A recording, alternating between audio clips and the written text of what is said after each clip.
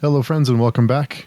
We are here today to discuss Child of God by Cormac McCarthy on a series that we haven't quite named yet, but we're leaning towards our literary fiction side hustle. Try to mix things up a bit from all the other types of books we're reading together. So here today to talk Cormac McCarthy, the Child of God, and the next book we'll be reading is 1984. I won again somehow on the wheel just now before we started recording. So we will be discussing 1984 at some point, probably sometime in July, I'm guessing. Mm-hmm. And so if you're interested, so if you're interested in discussing that with us, come by and visit our forums. But in the meantime, Varsha, will you start us off? Hi, my name is Varsha. You can find me on the YouTube channel Reading by the Rainy Mountain. I'm also on the podcast Speculative Speculations. I have been really appreciating this run of Cormac McCarthy books that we've been reading. So today will be an interesting discussion, I'm sure. Yes. And Jarrod. And I'm Jarrod. I run the Fantasy Thinker YouTube channel, and I'm also on Speculative Speculations. And this is my first ever contact with Cormac McCarthy. Oh, you didn't read The Road or Blood Meridian, though? I thought you did. Oh, this should be fun. This is an interesting McCarthy book to start off on. I did have a question for you guys. How different is this than the other Cormac McCarthy books? In terms of subject matter or in the writing? Anything at all. Because style? I'm not familiar with his writing, so this was my first exposure.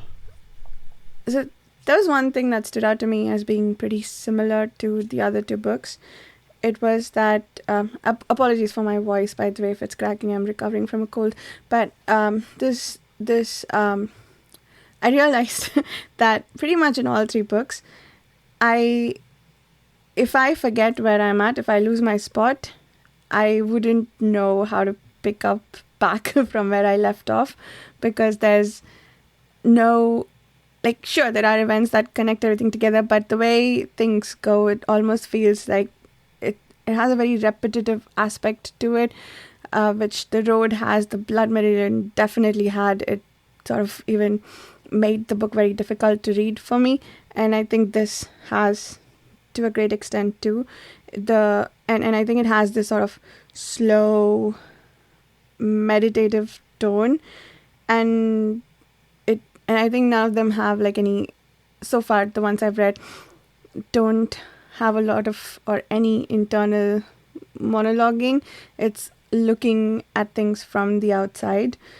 So it's I think it's very objective even to just laying things out as they are, and we decide what to make of it, and the author's not really telling us what to think of anything or giving us his opinions. That's the impression I got. But the biggest thing that stood out to me was the repetitive nature of the events in all of the books, and how it felt like I did lose my page at one point, and I was like, oh, where was I? This feels similar. Way later in the book than I got. That feels almost exactly like what I just read.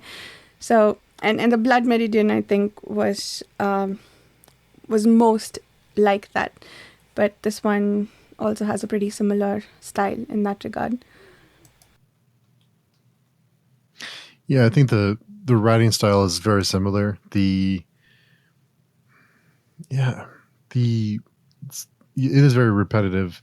It's such a short book though that it felt very, very repetitive. And I'm sure I don't want to spoil Blood Meridian, but so in Blood Meridian, I think there's a point to it. I think he's hammering home a certain point about the West and all the things we've talked about in that discussion. You haven't listened to that, go listen to it. And this one, I wasn't quite sure what the point was. I mean, it was well written. I think the characters are fine. I just don't get it. Yeah. I think I have similar thoughts about this one. I had this question about the Blood Meridian too, but more so in this one.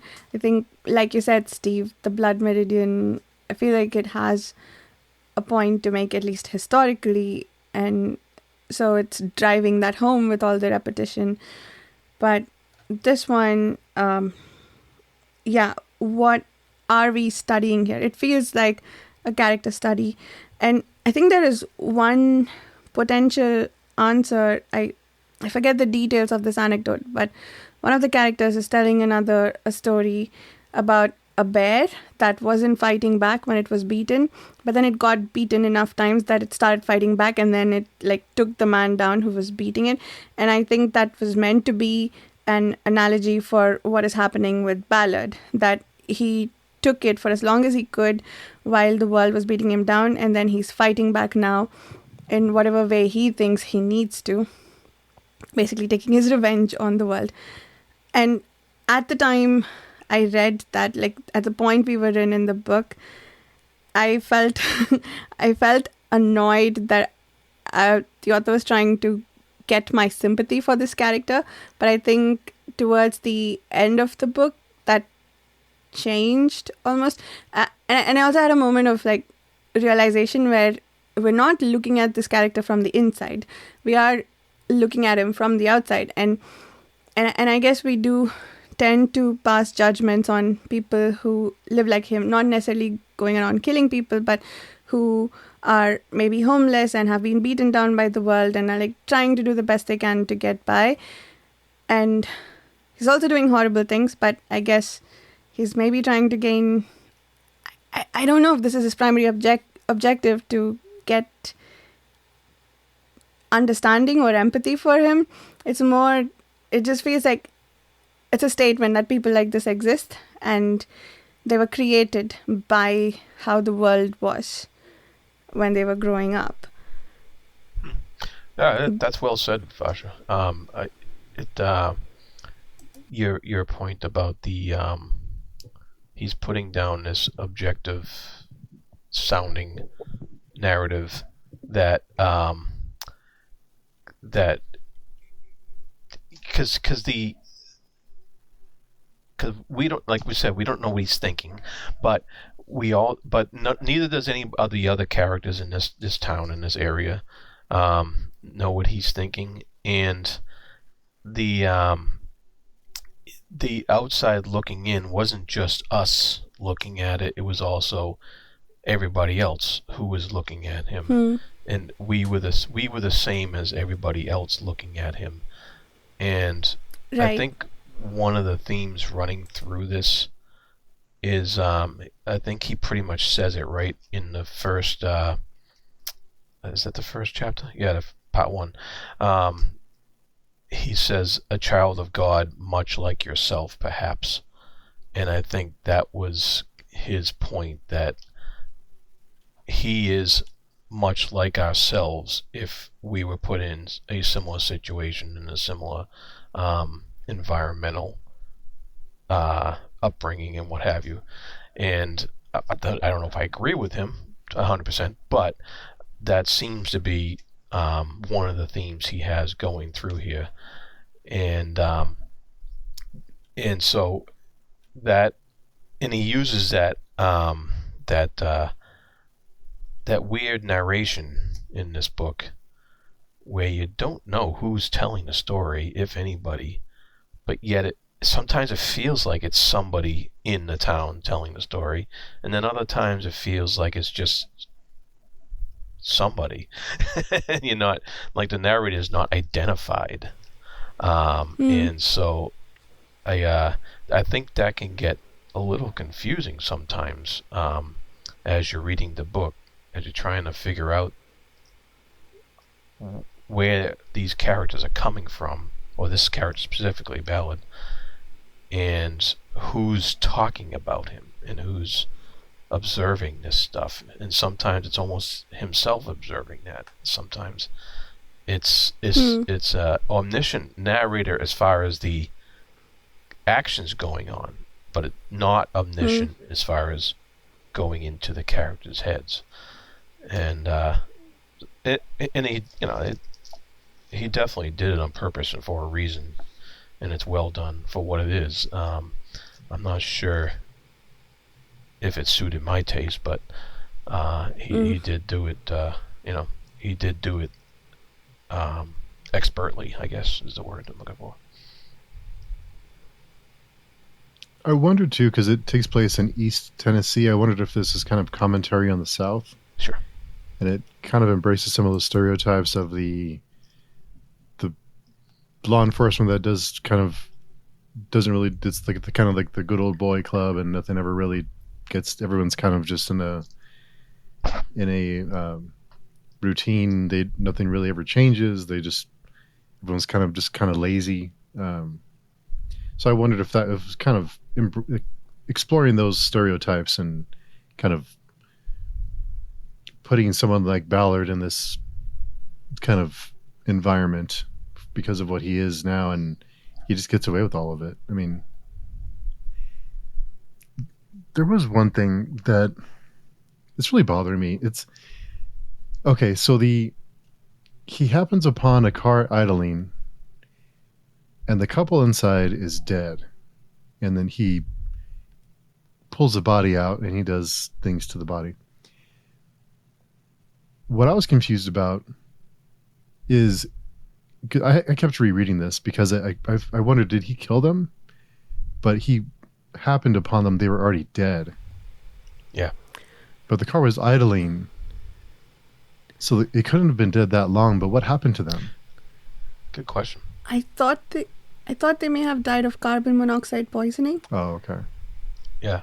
That's the only thing I could think reached of. there too, but I wasn't 100% sure. Yeah. Yeah, that seemed to be... Yeah, I think I was confused about whether he had killed them too, but I think he just came upon them dead, and then he used that as a way to reduce his loneliness, I think, and then... It was winter, right? Continued. Yeah. Mm-hmm. Okay. Yeah. Does that make... That would heighten the carbon monoxide theory. Mm. Yeah. They would have had their windows up, I guess, and the car was on, so... Mm-hmm. Yeah. Yeah. It seemed a little convenient. to start him off, to set the stone rolling, yeah. Yeah, I mean, it has happened, so it's not something that hasn't happened. That has, there have been cases of that, of carbon monoxide poisoning from people sitting in cars and letting them run, especially back in the days when cars were definitely not as efficient as they are now, and they had plenty of leaks and what have you. So I guess it's convenient. It's an item of convenience to move Ballard's story where he wanted it to go, but it's not out of the realm of possibility, I guess. We'll be back after a quick break. Hello, my name is Lucy Starbuck Bradley, and I'm here to tell you about Comic Boom, the Comics and Education podcast, sponsored by ALCS. Comic Boom is a podcast dedicated to exploring comics and graphic novels and the role they play in education. Each episode features a guest from a wide range of backgrounds, including comics creators, illustrators, writers, and academics. And importantly, I talk to teachers and librarians who are using comics in their classroom to engage young people, from their first days of school right up to graduate level. So if you're into children's literature, comics, education, or illustration, then there's sure to be something that will spark your interest in Comic Boom. Find it on comicboom.co.uk or wherever you get your podcasts.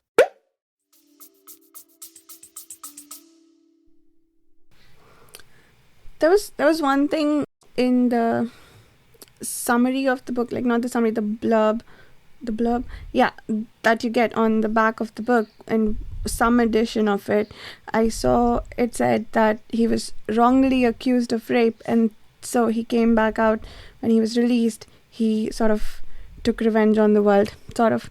I thought it was going to be that sort of revenge story, but one, he was only in jail for a day. Was he just annoyed that he was wrongly accused? Because I thought it was because his life was ruined by being in prison for a long time. that that's what led him to all of this. But I think he's just a really lonely person who is alternately angry at the world and finding ways to reduce his loneliness, however creepy said ways might be. Mm-hmm. I saw that blurb too, and yeah, I had the same expectation going in. And after I read the book, I was like, okay, that blurb isn't quite. Yeah. I don't know. Maybe that's just a blurb to get people to read the book, but it definitely didn't quite cover what was going on in here. And no one ever helps him. It seems like even when he gets caught, no one ever tries to help him or has really any sympathy or empathy for him, which makes things worse, or makes him worse as the story goes on. Yeah. What was it? I was looking at there was a lot of comparisons of Ballard to animals, to beasts. They called, like, early on, they called oxen contrary, and it said, you know, there was no more contrary beast than them, and he was also talking about Ballard at the same time. And then they compared Ballard to something like a sick dog, and that kept going on throughout the whole book. There was a little thing with a boar that was related to Ballard as well, and I was just kind of trying to figure out is Ballard supposed to be no better than a beast, and is that why he acts the way he does? But then, would a beast do those things that he did? I don't think so. So, how is comparing him to a beast in many cases something that we're supposed to, like, what is he trying to say by comparing Ballard to beasts a lot throughout the book?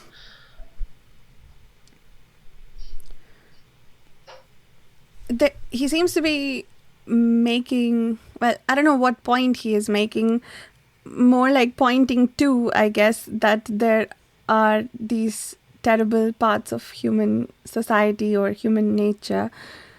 And maybe he's saying that those come from our baser or more animalistic instincts. That's the most I can think of. But you're right. Like, I agree with you. The animals aren't as willfully cruel as he is.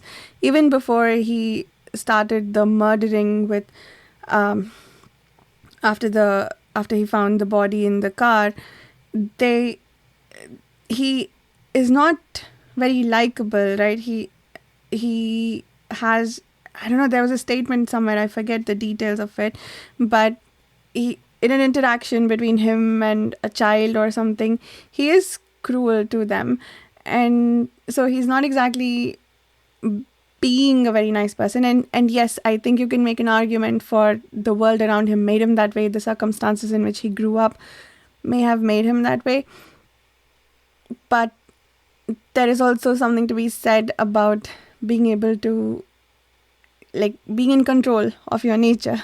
And maybe, I think even the cruelty must come with some control. Like, I know that statement lacks nuance, but in this particular instance, I feel like there are moments when he's choosing to be cruel, and animals only lash out in pain.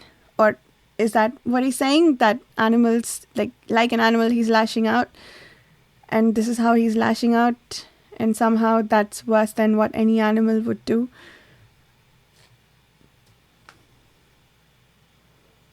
Yeah, I thought he might be exploring human nature and the fact that people are capable of doing, that people are capable and do these things.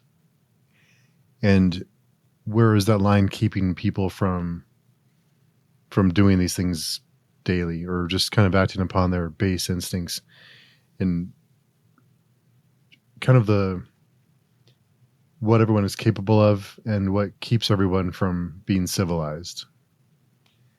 I guess what would a situation where someone would do those?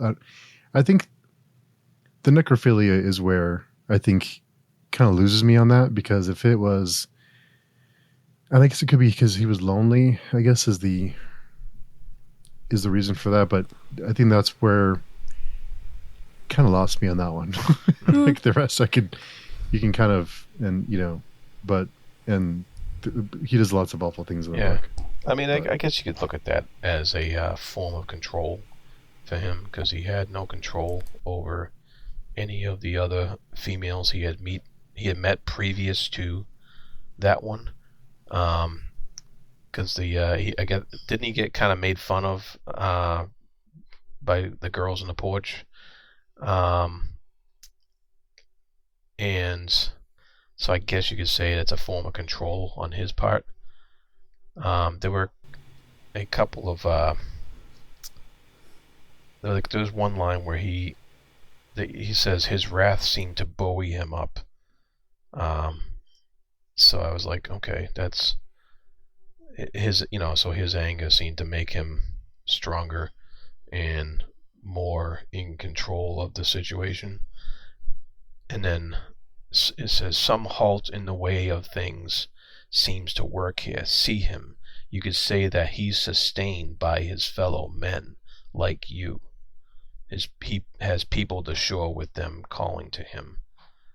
A race that gives suck to the maimed and the crazed, that wants their wrong blood in its history and will have it. And it just seems that he's using that anger and using that penchant for violence in that I think the author is saying in all people. It comes out in Ballard in this way that is like unto a beast, but purely human in the way it's manifested.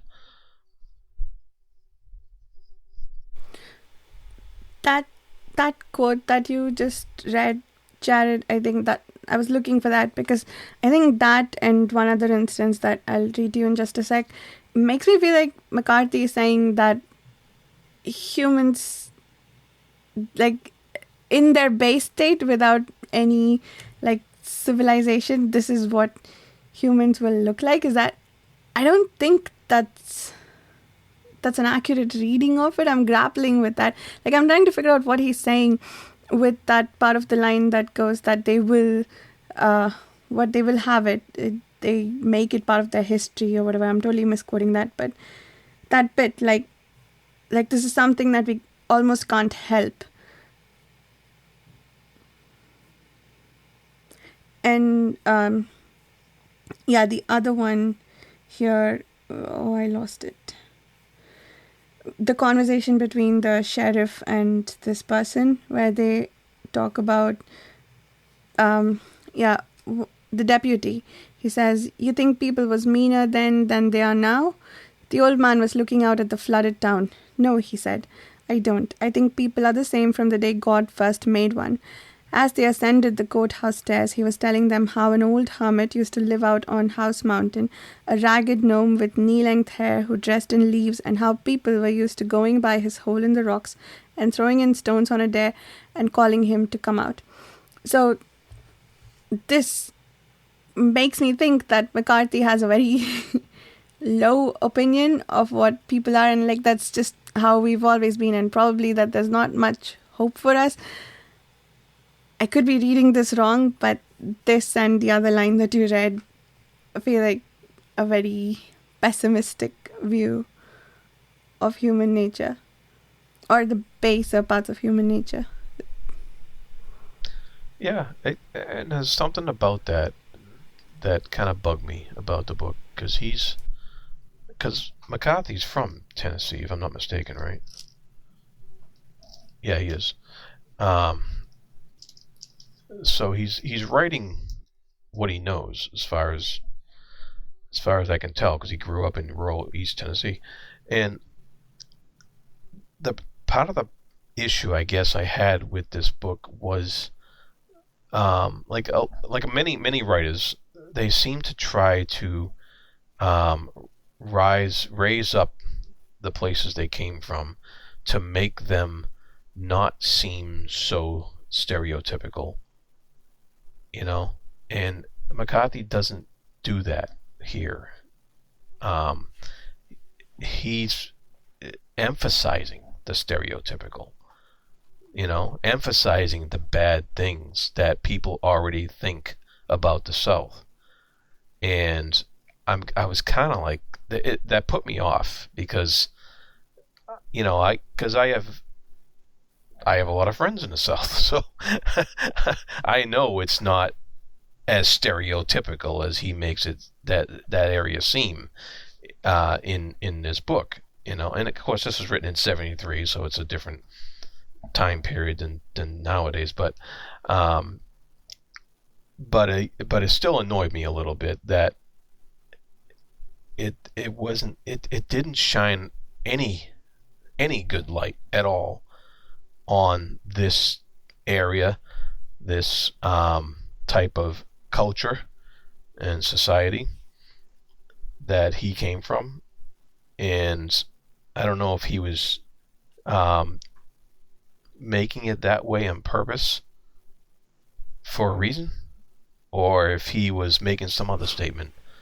And so I don't know if he's saying, look, you can come from somewhere and still you can show the worst of it, or if he actually was just mad at where he came from, and I don't know. I'm trying to figure that out, and I really didn't like how it was portrayed, knowing what I know about the areas I've been in the South. So that kind of stuck in my craw a little bit. Yeah, I've been to the South, and I used to have friends from there. They're some of the nicest people, kindest and nicest people. Yeah, it's like anywhere else. I mean, there's good and bad, and it's just yeah. Some of the friendliest people that I've met, especially in Tennessee. I spent lots of time in Knoxville for work, and I don't. But yeah, I'm sure there's pockets of places you don't want to visit that are, they're out there. But I'd read some reviews or some kind of analysis on this book, and what I found was that McCarthy wanted to humanize Ballard and want us to make him empathetic. I don't know. I didn't find him empathetic at all. See, even as an apology for this is why he became the way he is so extreme that I don't think it works. If it's like going back to that analogy with the bear, if you're saying that if you are cruel to someone, they will be cruel to the world, I think there's a lot better ways to make that particular point than to go to the extremes that he has with Ballard as the person who turned on the world and became cruel. But yeah, I can try to understand him. I think he did get me there by the end, but I don't agree that this is the outcome. Like, if this is a moral story, in that, like, be nice to people if you don't want them to turn around and start killing your girls. Like, I don't think it works. I don't, because he is so extreme. I think he would be failing at getting his point across if that's the point he's trying to make, because it's almost a caricature, the extremity of what he does. So, like, no one's going to buy that. That's what happens. So, I don't, yeah. Yeah, and he went, and he detailed Ballard quite a bit. throughout the whole book, and didn't rise above the stereotype of Ballard being the southern boy who never had any love and takes out that frustration on the world around him. But he also, even the minor characters, like the girls on the porch, were so stereotypical. They basically come out and hop on any guy that comes across, and I was just like, I was just like, okay, give me a little something here that I can latch on to like the people in this town and these characters. And like Steve said earlier, the good old boy sheriff and the good old, and I was just like, give me something, something to latch onto here that I can at least find somebody in this story whose point of view will at least give me some insight into something that's not stereotypical and that's not full of despair about the human condition. And I had a hard time finding it. I think if the goal was to make Ballard empathetic or sympathetic, I think we had to spend more time with him when he was younger and kind of get to know him a little bit, and before he turned into a monster. That might have helped me anyway, attach my, kind of get some attachment to him and who he is, and kind of see that transformation from just a young person trying to get by to this murderer and awful person later in life. But I wondered, is McCarthy playing with stereotypes with this? And if he is purposefully playing with stereotypes, is it to make us like to explore what we expect? And if he does present us with stereotypes, is he looking for what we kind of the judgment we place on this character? Is that maybe what he's playing with? Is giving us these stereotypes and then saying, kind of making us look at ourselves and what we expect from certain people? Yeah. Or like if we can't find sympathy in that because they are stereotypical. It's almost like I dare you to judge these people. You know what I mean? Yeah, that's a good thought there. Yeah, I think I was wondering, like, I'm not familiar with any stereotypes about the South. I didn't grow up in the US, but speaking of stereotypes in the abstract, I wonder, like, if he's doing with the town what I think he's done with Ballard, where we're looking at him from a distance, and if we saw someone like that in real life, maybe we would promptly pass judgment on them, but he's giving us enough context around that we'd at the very least be careful about passing judgment on him, if not become entirely sympathetic to him. And I wonder if the stereotypes that people typically tend to use about the southern towns, perhaps, to pass judgment on them, they're like, these may be some circumstances that give rise to those stereotypes, and so maybe be careful before speaking about them. Perhaps, I suppose that's a kindly way to look at the portrayal of said stereotypes. Yeah, and I can see that, and I can see that, and I can see somebody who reading this book who would actually like that aspect of it and would say, "Oh, wow, that's cool that he did that," and because he definitely wasn't. This wasn't an accident, This was very deliberate and well done for what it was. His structure is great. He uses the words in the way he does on purpose to get you to read it in a certain way, with the whole lack of punctuation and lack of quotations and stuff like that, and even lack of clear narrator. So that's all done on purpose, to kind of confuse the questions, I would say, so that sometimes you don't even know what questions you're asking about the narrative in order to maybe pass judgment on the narrative itself, the same way that he wants to confuse the way you pass judgment on people. And so I think that's maybe part of his design. Yeah, I like that. But I still don't like it. It's just so extreme. I think it's just so Ballard crosses so many lines that it's hard to, once you cross certain lines, it's hard to, I don't know. It's pretty bad. Yeah. And there's a great quote in here as well.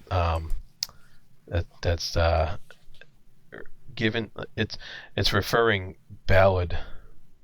I think. Well, the quote is, "Given charge, Ballard would have made things more orderly in the woods and in men's souls." So he's saying, what if Ballard was God, and what would his universe look like? And I think that's also part of the control that Ballard was trying to take, and so that Ballard could be, in those shoes, in God's shoes, controlling his environment, controlling the things around him. And because there was quite a few times where you kind of got the sense that if Ballard was in charge, then things would have gone quite differently for him, as and that's equated to us too. Of course, if we had more control, and control's an illusion. If we had more control, what would we make of our worlds, basically?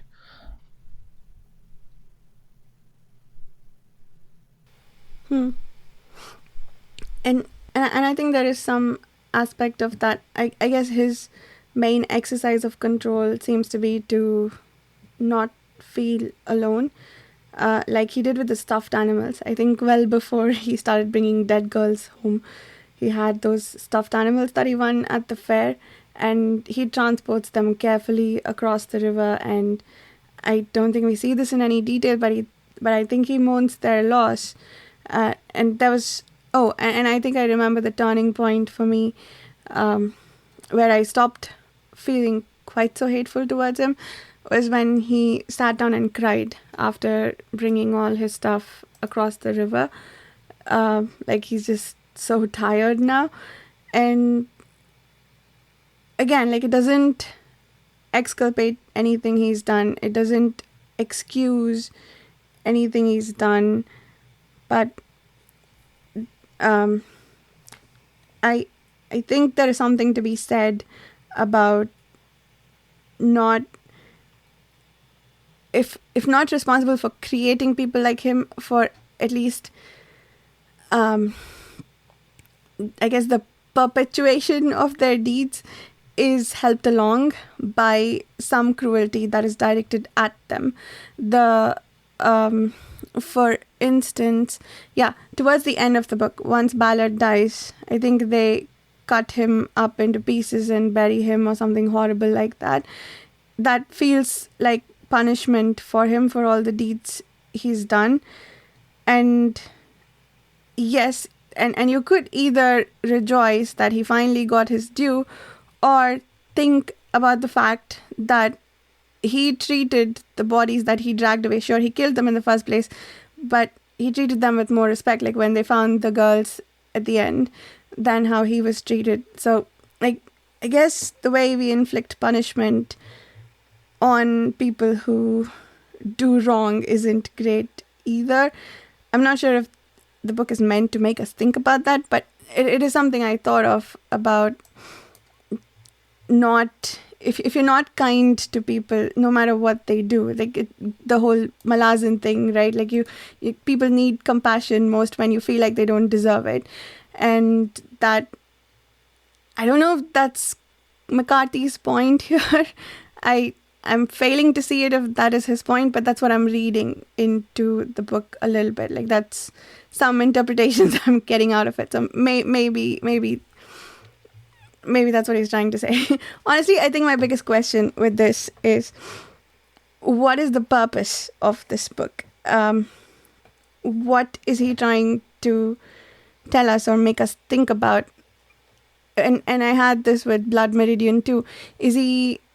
Because the summary of both these books seems to be, there are terrible people in the world, full stop. So, like, what about it? Like, what am I supposed to do with that? Kind of, but I think it goes to the title of the book. I was just kind of, we talk a lot about the title. What does the title mean? I think the title is, Ballard was a child of God, so he was born without sin, I guess is the, if you want to look at it from that perspective. He was born a clean slate, a piece of clay, and he was molded into what he became. So we were all came into the world the same, kind of a blank page, and through several different people through his life and the town he was in, he was molded and turned into what he became, which I'm not sure I completely agree with, but yeah, I think he was just like us at one point. And look what he became, and kind of an exploration of what is someone capable of given the right conditions and environment, maybe, or wrong conditions and environments, I guess. Yeah. I agree that's a great point about the title, and I agree. I don't necessarily think that. I agree with the statement that, like, the world molded him entirely this way, but yeah, the fact that he continued being this way, that at no point did anybody interfere and offer him anything to help him. It wasn't clear whether he did have much human interaction at this time, whether they all kicked him out when he asked for help. There was that one interaction with the shopkeeper, but even that, like, honestly, Ballard wasn't being very kind there either. So I guess it goes both ways. I think it's not entirely him. No, I do think he should be made to seem responsible for everything he did, but maybe if at any point somebody had extended some kindness to him, things would have been different. I guess that's a possible takeaway. Yeah. A child of God, much like yourself. Yeah. That seems to be it right there. It's kind of interesting that even the way he was dealt with at the end was still, a stereotype of a bad, corrupt southern place. It's just... oh, really? Yeah, it's just... I don't know. I didn't like it, but... No, it was terrible. Yeah, and apparently he didn't get a trial, and... No, they don't do that there. We know that he did something wrong, but he was sent into a mental asylum, and yeah, that was my point about, like, and perhaps that is stereotypical, but there are systems of punishment that we have around the world that don't necessarily help rehabilitate anybody. So it is, I guess, a vicious feedback cycle. Could Ballard have been rehabilitated at that point? If he went to prison as we know of it, probably not. But I think what he needed more than anything else, it seems like, based on the stuffed toys and the fact that he kept the people he killed around, it wasn't just exercising cruelty, right? He was fulfilling a need he had for human connection. And given that, I feel like if he had been extended kindness, he might have been happy with that and not continue to kill or live the way he was. And for some definition of kindness, like if someone just treated him like a human being and said, which would be incredibly hard to do, I know, but at that point, hypothetically, in his life, if he was treated like a human being earlier in his life, there might have been a much better chance. But I think that ties into the references to the beast, because he's pretty much treated like a beast his whole life, and so I think that ties into those references, and thus he became. It's kind of, you want to say he became like a beast, but he also, but all the questions were also asked. Like I said before, what if he wasn't charged? You know, is he then like a beast, or is he actually just being like a human? And I don't think that's answered. I think that's questions that stay unanswered for the reader to try and work through and stuff. Yeah. I didn't like the one mention of there was a mention of they buried her up here at 6 Mile, and which is the name of a town because it's 6 miles wide, right? One of my best friends comes from 6 Mile, South Carolina, so I was just it cracked me up when I read that. So shout out to him, but if you're listening. Yeah, but that's pretty much what I got out of it. Not the most pleasant read in the world, I gotta say. It was quick though. It's a very fast read. It flows very fast, and it's only 200 pages, so. Yeah, it was pretty quick to read. Didn't hurt too much. No, this is our third McCarthy book, and I still sometimes struggle to get into like a rhythm with his prose. I just can't like get. It feels very. I don't know. I'm still getting used to it, even after all these books. I'm finding audio much easier to follow. The audiobook. When this was much better than Blood Meridian in that regard, but Blood Meridian was full of these long sentences, Jarrod, that it was just, for me, really hard to keep track of what happened at the beginning of the sentence by the time we got to the end. And the audiobook really helped for that. I think this was much better, but there were still some long sentences that I had to go back and read 3 times over to figure out, like, to find my groove again and keep going. So, yeah, there are some... Interestingly, I don't think the Road had that much. But Road, what was interesting about that was the audiobook said 5 hours, right? And usually I can read a little bit faster than the audiobook time for any book. I took almost double the time for Road. I just spent so long on it. I think I was thinking about it, but also, it just required a slow, meditative pace of reading, I think. But yeah, this was, I think, the easiest of them all, and it still had its moments where I'm like trying to find my footing and stay with it and not get distracted. Mm.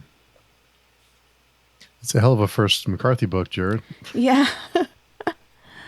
Did it make you swear off of the author, or do you think you'd still try other books?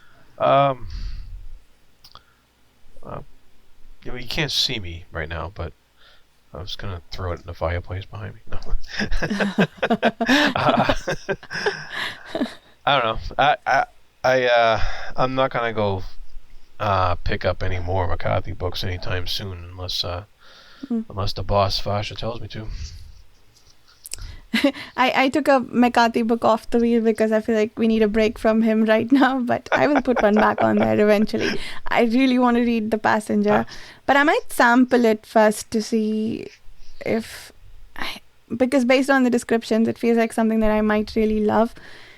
But, yeah. I mean, you guys said The Road was post-apocalyptic. Mm-hmm.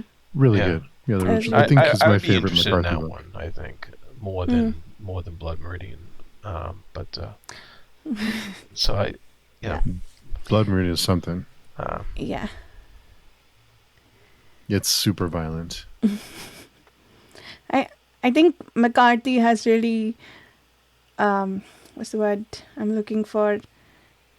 Drilled in for me the fact that I can appreciate a book without liking or enjoying it. I think that's always been true, but like 2 out of 3 of his books, that has been true, like immensely. And like I rated both on Goodreads. I just do like ratings for myself to remember how much I liked the book, and I did. For how much I complained about Blood Meridian as I read it, I ended up going and rating it 4 stars. Same with Child of God. I wrote a lot of angry notes throughout. 4 stars. So, like, yeah. I just feel like it's impossible to click on that 3rd star, like anything less than that. So yeah, he does make me think about a lot. And I think I think being unable to discern exactly what he's trying to say helps, because I can go in directions that I want to go. And so because I got that out of that book, I'm like, yeah, okay, I like this, I guess, maybe in some strange way. Yeah, I think going into McCarthy book, I expect to be challenged in a way. Like, I know it's not going to be an easy read. I know it's not going to be something I can pick up, enjoy, and sit down and move on. It's going to be a slog at times, but I know that I'll have something to think about after, even if it's challenging in some ways. And so, yeah, I think whether like the book itself, the story was okay, but like we can sit here and talk about it for hours, I think, if we really wanted to. Yeah. So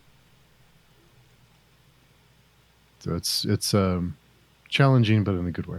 Mm-hmm. There was this nice bit, not nice exactly, but the bit at the end when Ballard was coming back from the cave after stranding those people who wanted to. When he was coming back from the cave, and there were all these roosters waking up and calling to each other.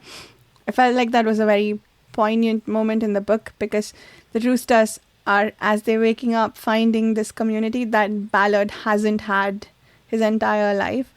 So I feel like there's these like little interesting comparisons and parallels throughout the book with other things, just like many different ways to tell us that this is a lonely man and he's doing things to not be lonely anymore. Which reminds me, I meant to ask, why do you think he turned himself in towards the end? Because he could have run. Did he not want to continue living like that anymore? Was he tired? I just thought he was tired. Yeah, I think so. And it also might go to your point where about him being lonely. So if he ran, he would just be more lonely. And one thing I was a little confused on was, where did he get money from? You know, when he went to the grocery store and he bought stuff, the guy made him pay cash because he didn't want to put any more credit towards him. And I think confused about that. He looted the bodies. He looted the bodies in the car. The couple. Yeah. I think he went through her purse and his pockets, I think. Yeah. He got some. He had some cash after that. Was it just that, or was he? For some reason, I had the impression that he was getting like some sort of government check or something like that. But I don't know why. I thought he had, because I thought he had some money before that incident where he started looting the dead bodies, but I could be wrong. I don't remember quite. I think he had come by the money because of the sequencing of the scenes. I think at least what he paid the shopkeeper was from what he looted from the car, but I'm not sure if he had other means available to him. Yeah, and the turning point, sorry, we didn't really talk about it too much, but the turning point was when his house burned down, right? And while he lived there, people apparently used to come and laugh at him. Some children used to come mock him and so on. I'm not sure if that's also leaning into more stereotypes there, but his house burned down, and it seems that nobody helped him after that. But there is also the fact that he was allowed to live there in the first place. It wasn't his home to live in, and he was just squatting, and they were tolerating him. So he did get some kindnesses in that way. But yeah, I guess that was the turning point where he's like, I've had enough. I need to do something about this, maybe. Yeah, that's funny because we couldn't see any real good qualities in this character. So you can see how the rest of the town would not have seen good qualities in this person. And you see why he didn't get the help. We never actually know or find out, like you said earlier, that how he got that way. But yeah, it just makes you think more about what was he trying to do with that premise. That lack of good quality in a character. Yeah. I mean, I feel like this is just me, but I feel like when you're exploring things like this, there's usually a point to it where you're saying, okay, be nice to people, or like don't behave in this manner, or this is what happens when things work a certain way. I don't feel like I got any of that out of this. Like the overwhelming point seems to be, look, terrible people exist, and that seems pretty much it. I don't know what oh, okay, sorry, let me rephrase. I don't know what the call to action is in this book, if that makes sense. I don't know if there should be one. I usually like for there to be a call to action. Like I may or may not be the action that is, I may or may not like the action that is being called, but what is it that you're trying to tell me to do differently? Maybe be compassionate, or be aware of people, and be empathetic. I don't know, maybe that's kind of the only thing I can think of. Yeah, I'll take that. That's a good one. Yeah, I don't know. If he would have been able to have us relate at all to anything in this book, then I would say, yeah, he might be trying to pull that off, but it's almost like a pamphlet of, here's this place, don't go there. It's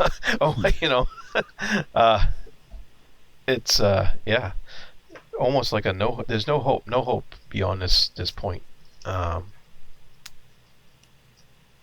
And I don't know, it's like we're just guessing. I think we're searching for a little hope. And I think you're searching for a little hope, or a little there's a little wish, fulfillment, in trying to find what good this book is trying to tell you. And I'm not 100% certain that there is that point's there. So it was a tough read in that respect. Yeah, I agree with you. I think, I agree with the point you made, Steve, about compassion, but I feel like feel like we had to really dig to get there. And I think I would need. It wasn't I immediately. would need more proof of that somewhere in. Yeah. Like you'd have to really point it out in the text somewhere to really get me on board with that. Yeah. And the town doesn't seem like it changes a whole lot. I mean, the town that they live in, it seems very, very static. Yeah. I mean, Ballard changes. We see Ballard change. He goes from bad to worse. But the town doesn't really. The townspeople don't seem like they change. It seems like everything remains the same. That could be another stereotype that he's playing with, that McCarthy's playing with, and kind of exploring. On they're kind of oblivious to Ballard and not only what he's doing all these years and the kind of person he is, and no one notices. Yeah. At all. So he's invisible. Even in a small town, he's invisible. Do they just ignore him because they hope he'll be someone else's problem until he's their problem and hurting them? So I don't know. That's another thing is that the town's very stuck. It doesn't evolve at all. Yeah, you're right. It's quite static. A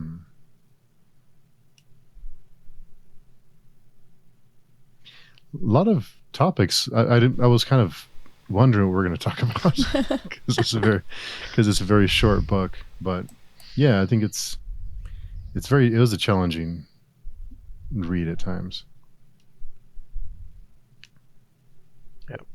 Yeah, certainly. And I didn't think about the town aspects at all. Like for me, I didn't really place it. It just felt like a random village, could be anywhere. But hearing you guys talk about the potential stereotypes associated with how the town is portrayed, I think that's an angle that I probably wouldn't have thought of on my own. So it is, the discussions always help.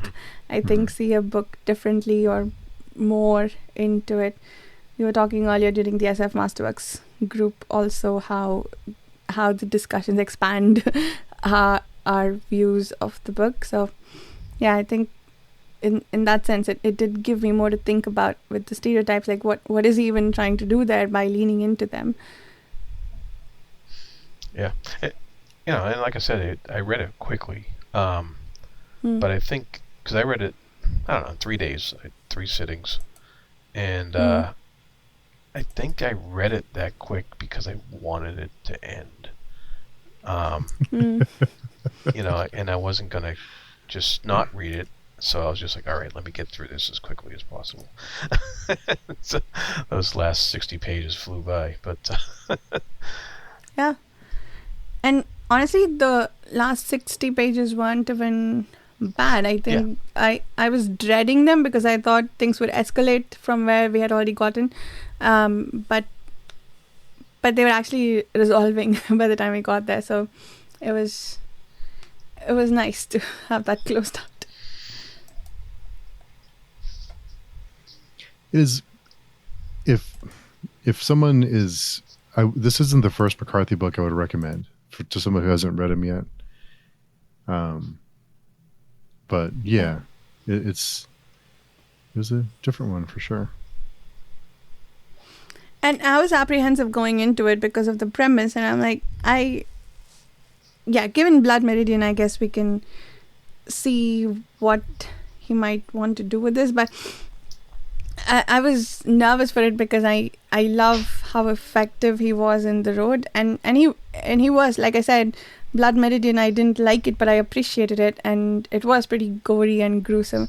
So I was nervous about this one because I'm like, he's going to do a good job, and then I'm probably not going to like it very much. But it wasn't what I expected, and that I think was surprising. Like going back to what you said all the way at the beginning, Jarrod, when you were talking about how we didn't get any like internal monologues or perspectives. It felt almost like a movie was playing out the whole time. Like there were cameras placed in various parts of town and we were just observing different people do different things and some people talking to each other. And I didn't really catch on to it until about the midpoint of the book. But like we don't know what anyone really thinks. We don't know what the heck is going on with Ballard. And I think at that point I'm like, okay, an external view into this guy, I can maybe start figuring out what it is he's trying to do with this character. Like, at first I thought it was going to be an internal psychological exploration, and I did not want that. I did not want to be in the head of a serial killer. But looking at it from the outside somehow has made me almost feel bad for the guy. So I guess it was effective in that way. Yeah, when we were choosing, it was a very scientific process. When we were choosing the books to put on the wheel, I just picked a random McCarthy book. I didn't even know what it was about. I'm just like, that sounds interesting, and it's like 200 pages, so sure. But yeah, I had no idea what it was about. But oh, interesting. I thought you picked it for the serial killer aspect because I know you like horror, and I thought maybe the horror element of potential horror for this. Like, speaking of, did anything appeal to the part of your brain that likes horror in this book? Not really. This is much more visceral and disturbing in a very grounded way. It's not a whole lot of it's pretty disturbing, but I guess in a way. But yeah, very Well, it's disturbing in a way that elicits disgust or elicits fear. I think it's more on the disgust side, probably. Right? Yeah. There's some very, please don't do that, and then, oh no, he did it. Yeah, there were parts that you could almost see where things are going right, and you're like, no, stop right now. Like when he went to his friend's home when she was alone with the baby, and this is not going to end well for any of them. But everyone seems very oblivious to him, and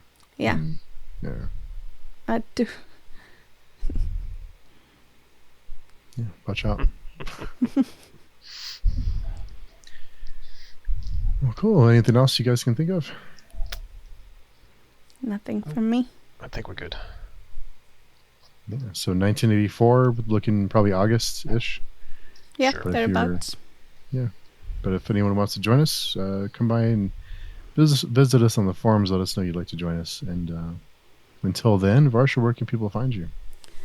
The podcast Speculative Speculations, the YouTube channel Reading by the Rainy Mountain, and Haunting the Patreon forums. And Jarrod. And you can find me also on Speculative Speculations and YouTube channel, The Fantasy Thinker, and a few other fine podcasts on page viewing as well. Yeah. There's a few. Well, cool. So yeah, until next time, challenge and read, but I think these discussions help. So there's a lot of McCarthy diehards out there, so hopefully we didn't offend anybody. Like, you just don't get it. But yeah, I'm sure. Until next time, we will. Oh yeah, I'm sure someone out there's like, these people are idiots. They just don't get it. But so until next time, we'll talk to everyone very soon.